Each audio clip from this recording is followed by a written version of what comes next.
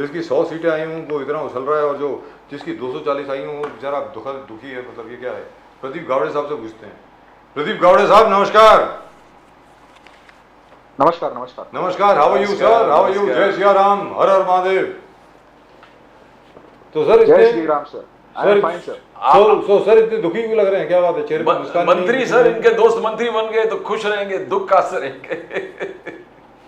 नहीं सर, क्या बात है? मतलब क्या है?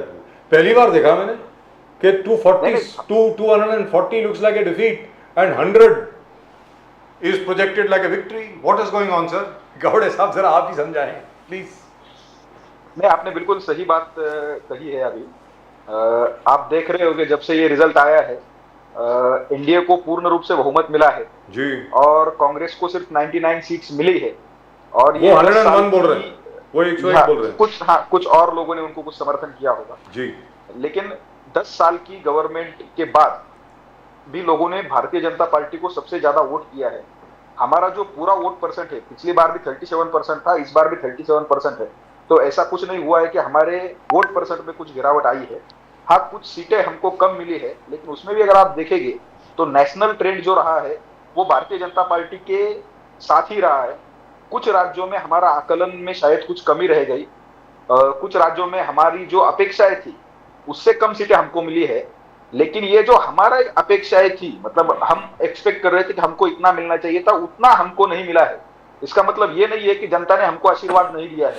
जनता 10 साल की गवर्नमेंट के बाद भी मोदी सरकार के साथ ही रही है, क्योंकि उसका कारण ये है कि मोदी सरकार की जन कल्याणकारी योजनाओं का फायदा जनता को मिला है और वो वोटिंग से आपको पता चल गया है। तो ये 63 सीट जो कम हुई, ये क्यों कम हुई सर, ये बताइए। नहीं, कुछ राज्यों में भी उसके बारे में अभी डिटेल कुछ विश्लेषण करना या फिर एनालिसिस करना संभव नहीं होगा।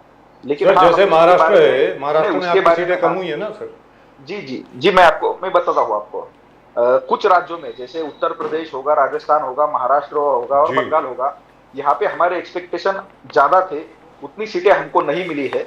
और पर्टिकुलरली अगर हम महाराष्ट्र की बात करेंगे तो जैसे देवेंद्र जी ने अभी 2-3 दिन पहले कार्यकर्ताओं की मीटिंग में कहा जी। कि एक बहुत ज्यादा भ्रम फैलाने का काम यहाँ पे महाराष्ट्र में और देश भर में किया गया।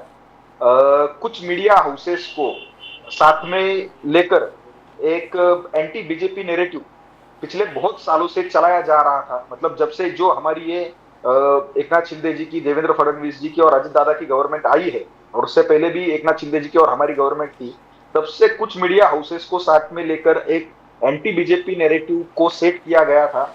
उसको काउंटर करने में हम कहीं पे कम रह गए, ऐसा मुझे लग रहा है। दूसरी बात, ये जो कॉन्स्टिट्यूशन की बात कही गई थी कि कॉन्स्टिट्यूशन को बदल देंगे, कॉन्स्टिट्यूशन को हटा देंगे, मुझे ऐसा लगता है उस बात का भी खंडन करने में हमसे कहीं सर उसमें तो आपकी गलती है ना सर, गलती उसमें आपकी। हाँ, मैं मानता हूँ। जी जी, मैं वो स्वीकार रहा हूं। सर, भारतीय जनता पार्टी के 3 स्वीकार MP बोल रहे हैं बेवकूफों की तरह। मतलब क्या है, उनको क्या जरूरत पड़ी थी बोलने की हमें 400 चाहिए क्योंकि हमें संविधान को बदलना है? क्या जरूरत पड़ी थी? आनंद हेगड़े साहब को बोलने की क्या जरूरत पड़ी थी? और 2 और लोग थे, उनका नाम अब मुझे याद नहीं है। मतलब जबान पे कुछ कंट्रोल तो होना चाहिए ना सर, क्या है मतलब ये? जी गावड़े साहब। नहीं, बिल्कुल सही बातें है, बिल्कुल सही बातें है। और उन्होंने जो बातें कही उसके ऊपर उनको नोटिस भी पार्टी ने दिया है, और उस बात का पार्टी ने कभी समर्थन नहीं किया है।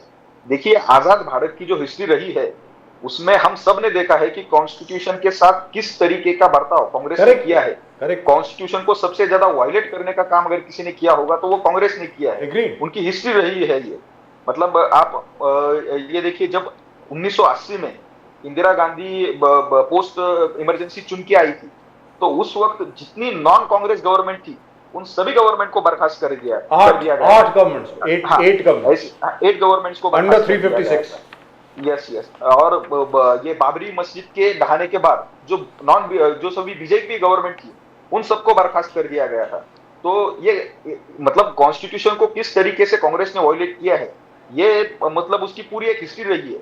गावड़े साहब, बट बहुत इंपॉर्टेंट थिंग आज है कि आज जो जिस प्रकार से पूरे देश में ये बात चल रहा है, आरएसएस चीफ मोहन भागवत जी ने आज तक सिर्फ कांग्रेस मणिपुर के बारे में बात करते थे, आज मोहन भागवत जी आरएसएस बात करने लगे कि Manipur has not been controlled properly, need to, बोले कि हमारा कर्तव्य बनता है कर्तव्य के बाद कहा कि we have to take care of Manipur, और फिर आगे आलोचना एरोगेंस के बारे में बात किया, एरोगेंस, और जिस प्रकार से नीचा लेवल स्तर के लेवल पर जो पॉलिटिक्स हुआ इलेक्शन के वक्त पर, तो आरएसएस एक क्रिटिक बन गया है, एक क्रिटिक बन गया है। मगर इसको आप कैसे लेते हो वो देखना बहुत जरूरी है। Is the BJP going to accept it, और is the BJP going to समन्वय साथ में बैठ के आप फ्यूचर कोर्स डिसाइड करेंगे? आलोचना तो हुआ है गावड़े साहब। नहीं, दो बातें आपने कही, मतलब पहली बात आपने मणिपुर के बारे में और दूसरी बात कुछ इंट्रोस्पेक्शन के बारे में कही। मैं दोनों बातों का जवाब देता हूँ। देखिए, 2014 से पहले पूरे नॉर्थ ईस्ट की क्या परिस्थिति थी हम ये जानते थे। हर राज्य में इंसर्जेंसी थी, हर राज्य में हर दूसरे दिन वायलेंस की घटनाएं होती थी। उसमें बहुत ज्यादा कमी हमारी गवर्नमेंट केंद्र में आने के बाद बनी है। और दूसरी बात, जो मणिपुर का भी जो वायलेंस हुआ उसकी शुरुआत एक हाईकोर्ट के जजमेंट के साथ हुई थी, एक हाईकोर्ट के ऑब्जर्वेशन के बाद शुरू हुई थी। तो उस ऑब्जर्वेशन के बाद शुरू हुई थी, लेकिन फिर भी अगर कहीं कुछ कमी रह गई होगी तो उसको हम सुधारेंगे। और जहां तक सर नहीं सुधार पाएंगे आप, कही कि सर नहीं सुधार जहां पाएंगे तक आपने अभी कुछ बातें कही सर, मणिपुर में आप नहीं सुधार पाएंगे। Let's be very He wants to clear. continue That's a different. I know that is a different discussion, sir. आप कुछ और बोलने वाले Yes, थे sir. प्रदीप जी का जो सेकंड सवाल था हाँ. उसके बारे में प्लीज बोलिए। हाँ, और जहां तक इंट्रोस्पेक्शन के बारे में बात है, जी। तो देखिए हमारा ये क्लियर है, हमारी पार्टी जो है वो भारतीय जनता पार्टी है, वो इस देश की आम जनता की पार्टी है। ये पार्टी किसी परिवार के लिए नहीं चलती, ये पार्टी या फिर इस पार्टी की सरकार किसी परिवार के लिए नहीं चलती। जरूर हमारे मतलब कुछ माउथ पीस में कुछ कहा गया होगा, पांच जने में कुछ कहा गया, फिर और किसी इसमें कुछ कहा गया होगा। हम जरूर इंट्रोस्पेक्शन करेंगे। हमको आगे जाके हमारा जो इलेक्शन परफॉर्मेंस है उसमें बहुत अच्छी बढ़ोतरी करनी है, तो हम जरूर इंट्रोस्पेक्शन करेंगे। जो भी चीजें वैलिड होगी उसको हम एक्सेप्ट करेंगे और आगे चलेंगे। तो गावड़े साहब, अगर कहीं पे कुछ कमी रह गई है तो उसमें अगर कुछ स्वीकारने में कुछ गलत बात नहीं है। दुरुस्त बात है। और गावड़े साहब, यहाँ पर आपसे दो चीजें पूछना चाहता हूं मैं, इसी सवाल को आगे बढ़ाते हुए जो प्रदीप जी ने आपसे पूछा।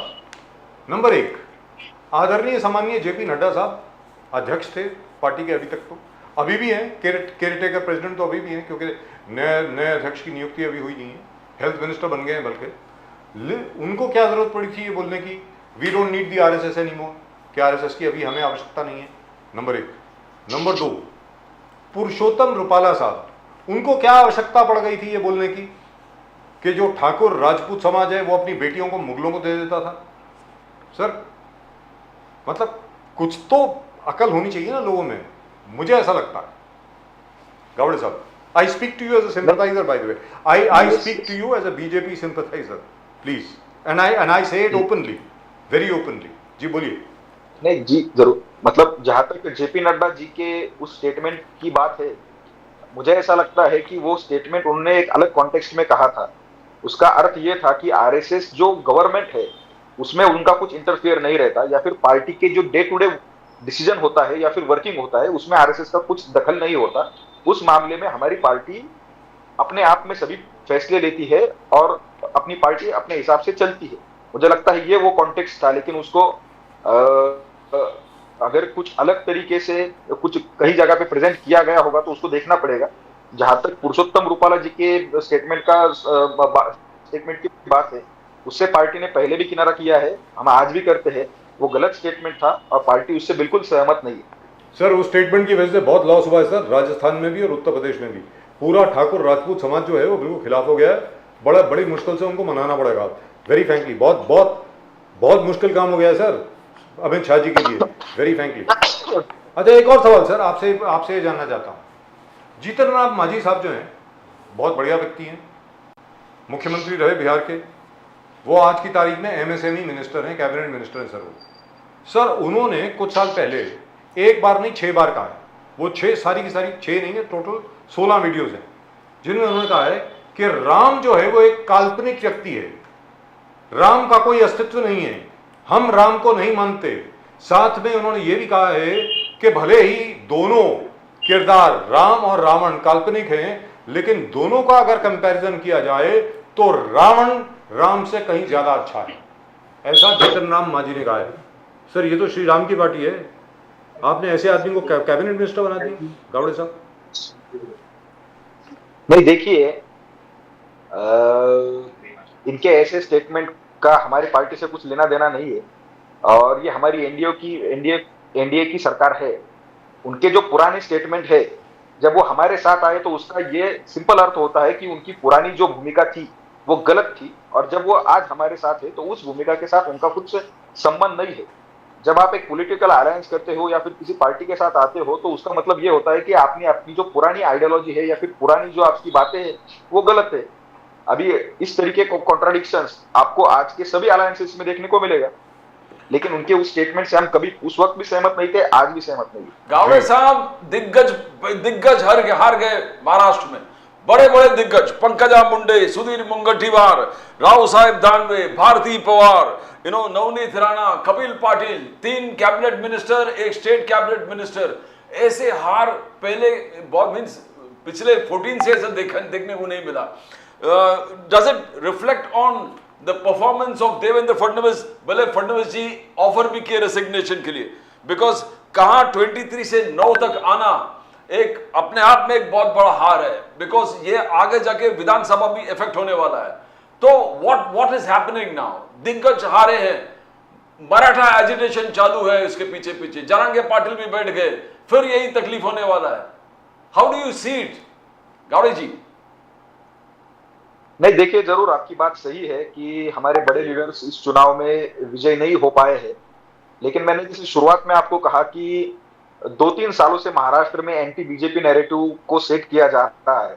दूसरी बात यह है कि आप जानते होंगे कि महाराष्ट्र में 2 पार्टियां अपनी करतूतों के वजह से टूटी, अपने अपने पुत्र या फिर पुत्री मोह की वजह से टूटी, लेकिन कहीं ना कहीं ये रिजल्ट्स देखने के बाद ऐसा लगता है कि शायद उसका भी ठीकरा भारतीय जनता पार्टी के ऊपर नैरेटिव के मामले में फोड़ने में शायद कुछ सफलता विरोधी पार्टियों को मिली है।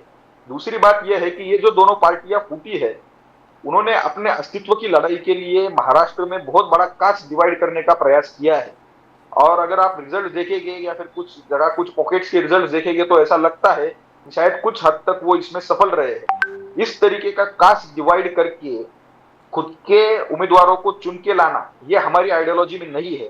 हमको इस तरीके की अगर राजनीति करनी पड़ेगी तो हम बेहतर है कि हम ऐसी राजनीति नहीं करेंगे। हमको इस तरीके की राजनीति करने के बाद अगर विजय मिलती है तो हमको वो नहीं चाहिए।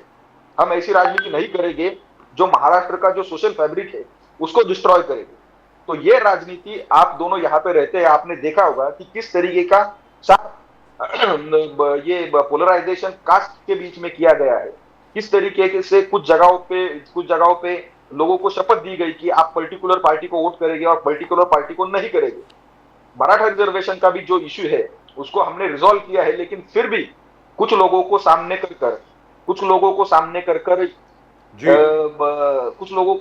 कर उस इश्यू को फिर से भड़काया जा रहा है। ऐसी राजनीति महाराष्ट्र में दुर्भाग्य इससे चल रही है। हम ये राजनीति नहीं करते, हम पॉजिटिव राजनीति करेंगे। लेकिन गावड़े साहब वही फॉर्मूला दोबारा अपनाया जा रहा है ना सर, वही फॉर्मूला दोबारा अपनाया जा रहा है ना। आप देखें लोकसभा चुनाव के पहले वही जरंगे पाटिल साहब आगे आए, मराठा आंदोलन ने उग्र रूप धारण किया, इसके बावजूद के स्पेशल सेशन बुलाया गया असेंबली का सिर्फ इसी के लिए, और उसमें पास भी किया गया। और उसके बाद अब क्या है कि it will go to the centre, Parliament will pass it, और it will go to the Supreme Court, one of the two things will take place, whatever will happen.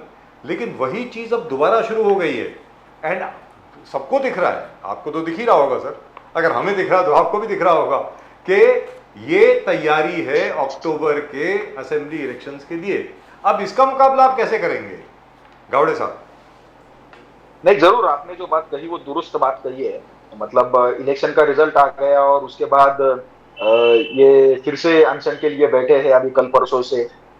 देखिए आप एक मतलब क्लियरली एक बात देखिए, जब ये एजिटेशन शुरू हुआ था उसके बाद एक ऑल पार्टी मीटिंग हुई थी।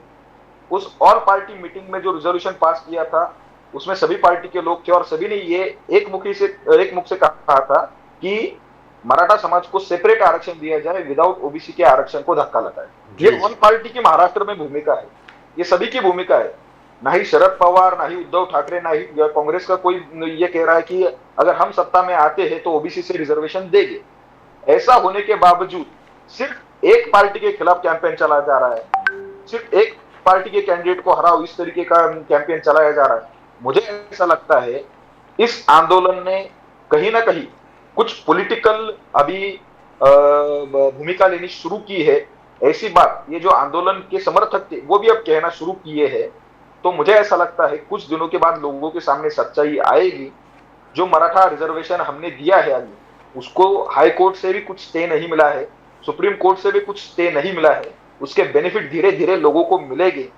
तो मुझे ऐसा लगता है लोगों में एक विश्वास निर्माण होगा कि ये जो आरक्षण देवेंद्र फडणवीस जी की, एकनाथ शिंदे जी की और अजित दादा की सरकार ने दिया है वो आरक्षण वैलिड आरक्षण होगा और उससे बेनिफिट मिलेगा। ये लोगों में विश्वास आगे आने वाले समय में पैदा होगा।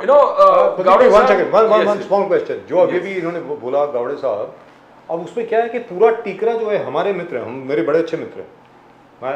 आई must declare this here so that people should know where I am coming from, कि लोगों को ये नहीं लगना चाहिए बाद में आकर के भाई राजीव बजाज ने सवाल क्यों पूछा है। सर मैं इसलिए पूछ रहा हूँ क्योंकि ये पूरा टीकरा जो है वो देवेंद्र फडणवीस जी के सर पे फोड़ने की कोशिश की जा रही है, बार बार उनको विलेन बनाने की कोशिश की जा रही है। ये क्या है सर, बताएं आप प्लीज। नहीं जी, आपने दुरुस्त बात कही है। ये मतलब Devendra Fadnavis as a person और बीजेपी एज अ पार्टी जी उसको कॉर्नर करने का प्रयास है। क्योंकि आप देखिए 2014 के बाद से महाराष्ट्र में बीजेपी का जो ग्राउंड है वो बड़ा है, बीजेपी का वोट शेयर बड़ा है, बीजेपी का जो लैंडस्केप है वो बहुत बड़ा हुआ है। 2014 में हम यहाँ पे भारतीय जनता पार्टी 123 सीट जीते, 2019 में भी हमने 106-7 सीटें जीती, और अभी भी मतलब कल का जो रिजल्ट आया आप देखिए भारतीय जनता पार्टी का जो वोट शेयर है वो 26% है, कोई और पार्टी 20 के पार भी नहीं है। तो हम आज भी बाय एंड लार्ज महाराष्ट्र में सबसे बड़ी पार्टी है, और हम आज भी बाय एंड लार्ज महाराष्ट्र के जो लोग हैं उनकी ज्यादातर पसंद भारतीय जनता पार्टी है। और ये विरोधी पार्टियां जो है वो जानते हैं कि भारतीय जनता पार्टी को हराने के लिए ना सिर्फ एक पॉलिटिकल कोएलिशन, कुछ एक सोशल डिस्टर्बेंस करना पड़ेगा। और भारतीय जनता पार्टी किस तरीके से कुछ झूठा नैरेटिव फैला कि भारतीय जनता पार्टी चलो मराठा विरोधी है, या फिर आपने जो संविधान की बात कही, संविधान की बात करके Bharatiya Janata party anti backward है, ऐसी सभी बातें की जा रही है। मुझे ऐसा लगता है, लेकिन महाराष्ट्र की जनता समझदार है, वो ये बातें समझेगी। लोकसभा के दौरान गावड़े साहब 1%, आपका कहना है, फडणवीस जी का कहना है 1% कम है from the last election, but you lost 14 seats, 14 seat आप हारे, दिग्गज लोग हारे। Now you got to do introspection. और शरद पवार जी का कहना है कि farmers is one big issue. आपने अनियन फार्मर्स, सोयाबीन फार्मर्स, दूध, कॉटन, इन फार्मर्स का आपने ख्याल रखा नहीं, उनके समस्याओं का हल नहीं किया।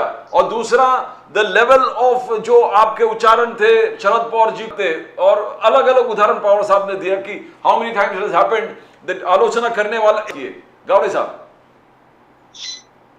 नहीं, दो बातें हैं इसमें। मतलब जहां पे हमारी शरद पवार ने कई बार है आप लेने के बाद भी की है, तो मुझे नहीं लगता उनको लैंग्वेज के बारे में बोलने का कुछ अधिकार है। शिवसेना के बारे में वो कौन सी लैंग्वेज यूज करते थे? क्या है, जो जीतता है इलेक्शन में उसकी हर बात को सही माना जाता है, जो हारता है उसकी हर बात को गलत माना जाता है। फिर भी हम हारे नहीं है सिर्फ महाराष्ट्र के। अगर इसके बारे में हम बात करें कि हम कुछ कम सीटें मिली है, तो चलिए आज शरद पवार जी को कहने दीजिए, उनको जो कुछ कहना होगा। बट आपके गावड़े साहब, आपके एलाइज भी, मायावती के एलाइज भी, जैसे अजित पवार जी भी बोलने की जरूरत क्या था कि संविधान खतरे में है, संविधान चेंज करने वाले हैं, तो वो बहुत बड़ा इफेक्ट हो गया, लोगों को हम कन्विंस नहीं कर पाए, दलित अल्पसंख्यक डर गए। अजित पवार जी का कहना है। एकनाथ शिंदे जी ने वही कहा कि अब 400 पार बोलने की जरूरत क्या था, लोगों को लगा कि दलित और वही करें, दलित और अल्पसंख्यक डर गए कि उनके पूरे हर चीज खतरे में आ गए। तो नाउ एलाइज भी आलोचना करने लगा। एक संविधान खतरे में है, और दूसरा ये है कि 400 पार की क्या जरूरत था ना। Even your allies are talking about it. Gawade साहब, नहीं देखिए क्या होता है कुछ फ्रिंज एलिमेंट्स होते हैं। मैंने आपको पहले ही कहा कि कुछ लोगों ने वैसी वो भद्दी बात कही, उसका पार्टी के साथ कुछ लेना देना नहीं है। भारतीय जनता पार्टी कॉन्स्टिट्यूशन का सम्मान करने वाली पार्टी है और कॉन्स्टिट्यूशन के हिसाब से चलने वाली पार्टी है। कुछ फ्रिंज एलिमेंट्स बोलते हैं, वो नहीं बोलना चाहिए था, ये पहली बात। लेकिन ये सिर्फ हमारे लोगों ने कुछ बोला है क्या? कांग्रेस के फ्रिंज एलिमेंट छोड़िए, कांग्रेस के मेन स्ट्रीम लीडर जो है उन्होंने संविधान के बारे में क्या कहा है? बहुत पुराना छोड़िए, इस इलेक्शन में राहुल गांधी ने क्या बात कही है? राहुल गांधी ने इस इलेक्शन में कहा है कि मैं वो 50% की जो रिजर्वेशन की सीमा है उसको उठा के फेंक दूंगा। तो ये कॉन्स्टिट्यूशनल है कि अगर आप वो उठा के फेंकना चाहते हैं तो इसका मतलब यही है कि आप कॉन्स्टिट्यूशन फेंकना चाहते हो। वो जो सीमा है 50% की, वो आई कहां से है? वो कॉन्स्टिट्यूशन से ही है ना। करेक्ट। तो उन्होंने भी ये बातें कही, उनके बहुत सारे लोगों ने रिजर्वेशन के बारे में बातें कही है कि रिजर्वेशन को खत्म करना चाहिए। रिजर्वेशन के बारे में नेहरू से लेकर उनकी क्या भूमिका रही है आज तक? नेहरू जी जो लोग रिजर्वेशन लेते हैं उनको सेकंड क्लास सिटीजन कहा करते थे। तो कॉन्स्टिट्यूशन के बारे में या फिर कॉन्स्टिट्यूशन की हत्या कांग्रेस ने जितनी बार की है, मतलब सेक्युलर और सोशलिस्ट ये शब्द कॉन्स्टिट्यूशन में किसने डाले? वो कॉन्स्टिट्यूशनल थे क्या? ये छोड़िए, आर्टिकल 35A जो 370 के साथ था, वो कॉन्स्टिट्यूशन में कौन सी प्रक्रिया से आया था? पार्लियामेंट ने पास किया था क्या? वो प्रेसिडेंशियल ऑर्डर से आया था? ये कॉन्स्टिट्यूशनल था क्या? इन्होंने कितनी कृतियां ऐसी की है, लेकिन क्या होता है, भारतीय जनता पार्टी का कोई फ्रिंज एलिमेंट अगर कुछ बात कहेगा तो मीडिया उसको मेनस्ट्रीम बना देती है। एक जो इकोसिस्टम है, anti India breaking India forces की जो इकोसिस्टम है, वो उसको एक मेनस्ट्रीम नैरेटिव करके चलाती है। और कांग्रेस के प्रमुख लीडर भी कोई बात करते हैं, इतनी गंभीर बात करते हैं, तो भी उसको बिल्कुल नहीं चलाया जाता है, उसको खारिज किया जाता है। ये गलती रह गई। मुझे ऐसी बात मुझे लगता है कि जो गावड़े साहब, ऑपोजिशन के लोग जो हैं, नॉन एनडीए पार्टीज के जो लोग हैं, घटक दल जो हैं, वो तो उसका बिल्कुल उल्टा बोल रहे हैं जो आप बोल रहे हैं। वो कहते हैं कि हमारी बात तो सुनाई नहीं दी जाती है। भारतीय जनता पार्टी के लोग अगर गाली भी देते हैं तो उसको नजरअंदाज कर दिया जाता है। हमारे यहाँ कोई छींकता भी है तो उसको एंटी नेशनल बता दिया जाता है। यहाँ तक के जो कॉर्पोरेट मेन स्ट्रीम मीडिया है उसको तो आजकल लोग गोदी मीडिया कहते हैं। तो ये तो आप उल्टी बात कर रहे हैं सर गावड़े साहब। नहीं, जब तक कोई जर्नलिस्ट उठ के राहुल गांधी की गोदी में बैठ ना जाए तब तक वो गोदी मीडिया होता है। आप देखिए कितने जर्नलिस्ट थे जो कितना सीना तोड़ तोड़ के बातें किया करते थे, वो आज किसकी गोदी में जाके बैठे हैं? सुप्रिया सिन्हा किसकी गोदी में जाके बैठ गई?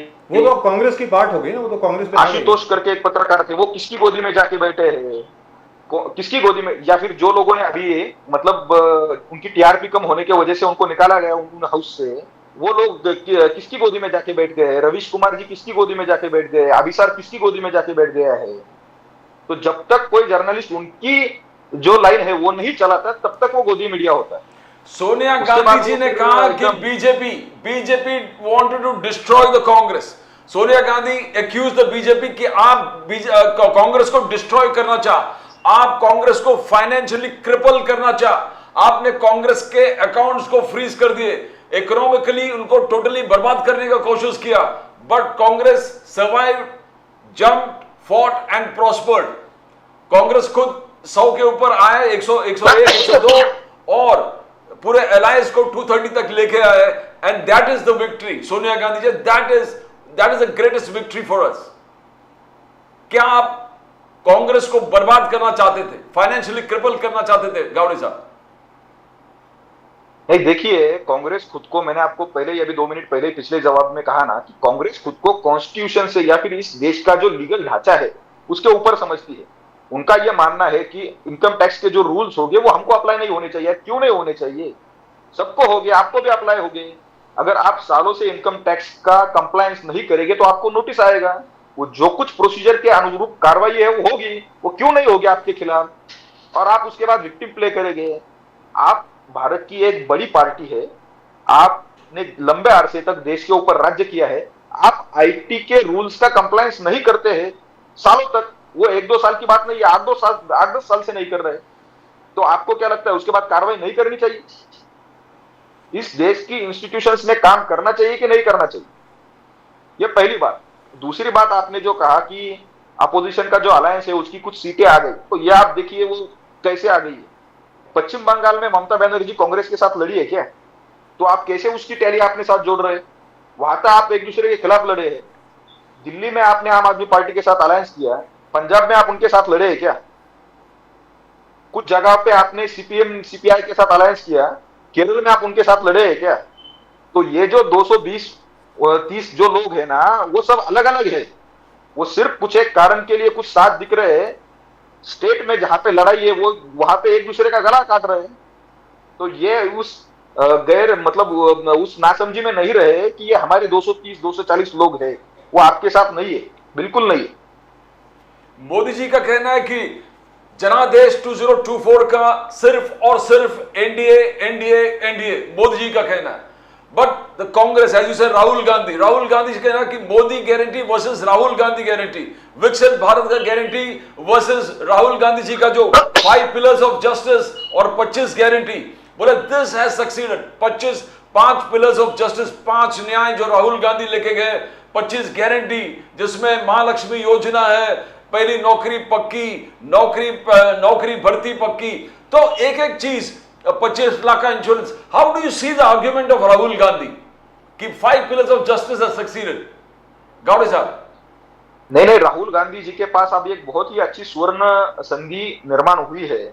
आप जानते होंगे राहुल गांधी को अभी राहुल गांधी की गारंटी प्रूव करने का समय मिला है, अवसर मिला है।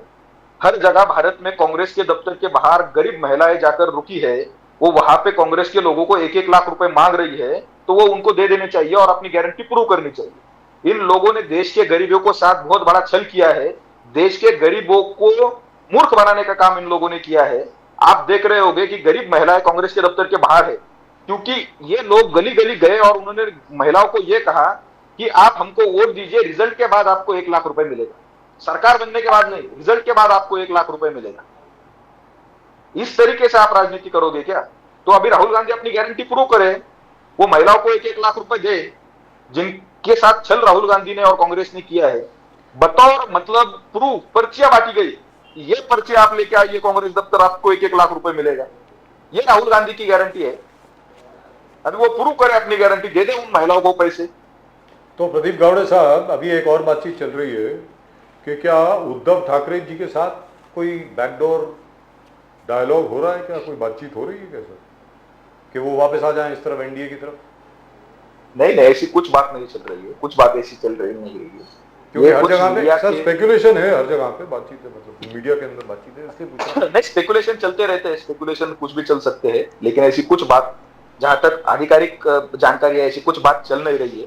हमारा जो गवर्नमेंट है आज का महाराष्ट्र का, एकनाथ शिंदे जी के और देवेंद्र जी के और अजित दादा के नेतृत्व में, वो सॉलिड है। किसी भी एमएलए ने ये रिजल्ट आने के बाद भी कुछ अलग तरीके की मनोकामना कुछ उपलब्ध नहीं की है। हमारा गवर्नमेंट स्ट्रांग है, सभी गवर्नमेंट के साथ है, अजित दादा के लोग भी उनके साथ है। एकनाथ शिंदे जी की पार्टी ने भी बहुत अच्छा परफॉर्म किया है, जहां पे स्ट्रेट एकनाथ शिंदे की मतलब जो ओरिजिनल शिवसेना है और उद्धव ठाकरे गुट की लड़ाई हुई है। ऐसी 13 में से 7 जगहों पे, मैक्सिमम जगहों पे एकनाथ शिंदे जी की सीट चुनकर आई है। तो ये इस बात का, लेकिन उद्धव ठाकरे जी को 9 मिली। जो शिवसेना का वोटर बेस था, नहीं, जो शिवसेना का वोटर बेस था वो एकनाथ शिंदे के साथ रहा है, और जो मुस्लिम पैकेट्स रहे वो उद्धव ठाकरे के साथ रहे हैं, और उसकी वजह से उद्धव ठाकरे की कुछ सीटें चुन के आई है। तो ये in no way Uddhav Thackeray represents the Shivsena. No, JPC जो मांगा है राहुल गांधी जी ने on the stock market scam linking into exit poll, बोले कि prime minister himself is involved, prime minister Amit Shah ji, Nirmala Sitharaman, इन्होंने रिग कर दिया स्टॉक मार्केट को, जो उछाल मिला। तो आप, तो is the BJP going to have a JPC? आपको क्या, how do you see that JPC का मांग? नहीं, मैंने पहले भी मतलब आपके शो में बहुत बार कहा है कि राहुल गांधी की समझ के ऊपर बहुत बड़ा प्रश्न चिन्ह राहुल गांधी हमेशा खुद बोलकर ही निर्माण कर देते हैं। देखिए, जब रिजल्ट आया तो कुछ पॉइंट से शेयर मार्केट नीचे चला गया, लेकिन उसके बाद जैसे गवर्नमेंट फॉर्मेशन का ये हुआ तो शेयर मार्केट आज रिकॉर्ड हाई के ऊपर है। तो इसका मतलब है कि लोगों के जो मतलब स्टॉक्स थे वो रिकवर हो गए।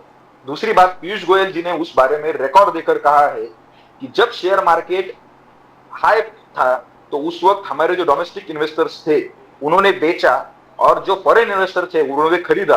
और जब शेयर मार्केट फिर कुछ गिरा, मतलब रिजल्ट आने के बाद, उस वक्त हमारे डोमेस्टिक मार्केट ने छोटे दामों के ऊपर, कम दामों के ऊपर शेयर को फिर खरीदा।